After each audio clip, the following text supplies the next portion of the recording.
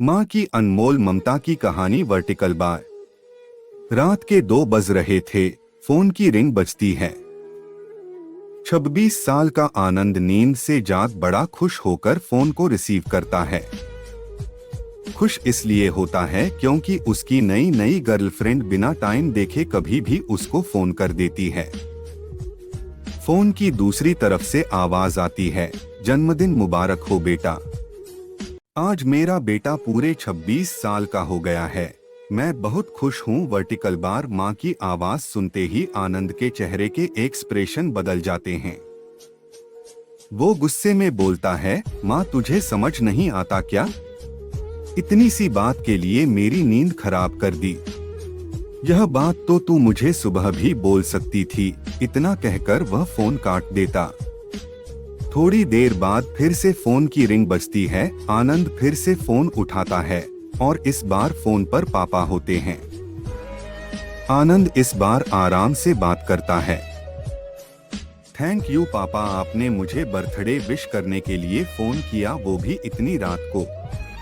पापा कहते हैं, नहीं बेटा, मैंने तुम्हें मुबारकबाद देने के लिए नहीं बल्कि ये बताने के लिए फोन किया है कि तुम्हारी माँ बिल्कुल पागल है।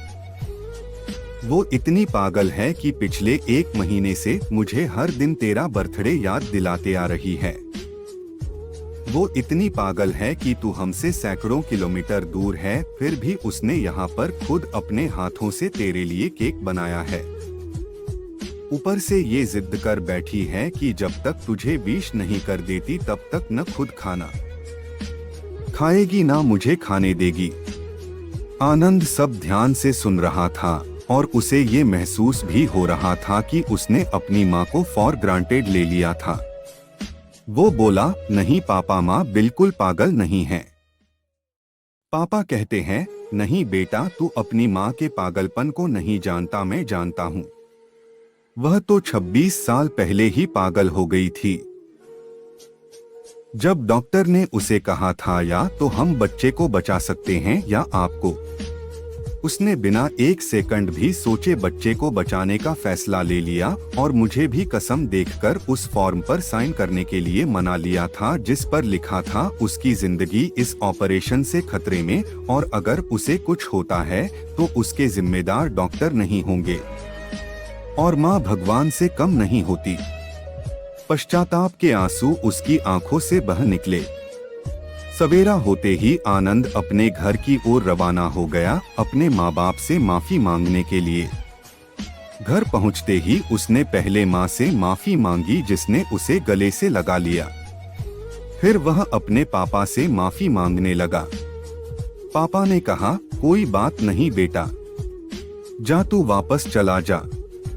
तेरी माँ हमेशा कहती थी कि तू उसे बुढ़ापे में संभालेगा, लेकिन मैं उसे समझा दूंगा। जैसे आज तक मैं उसे संभालते आया हूँ वैसे ही आगे भी मैं उसका ख्याल रखूंगा।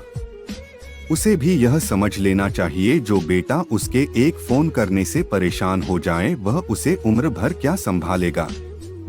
बाप की ऐसी कड़वी बातें सुन आनंद की आंखें बहने लगी। वो सर झुकाए अपने बाप के सामने चुपचाप खड़ा रहा। अपने बेटे को परेशान देख माँ आगे आती है और पापा को कहती है, जाने दीजिए, माफ कर दीजिए, हमारा ही बेटा है। माँ की ममता का मोल ना कोई लगा पाया था ना कोई लगा पाएगा। 9 महीने प्रसव की पीड़ा सहन करके हमें नई जिंदगी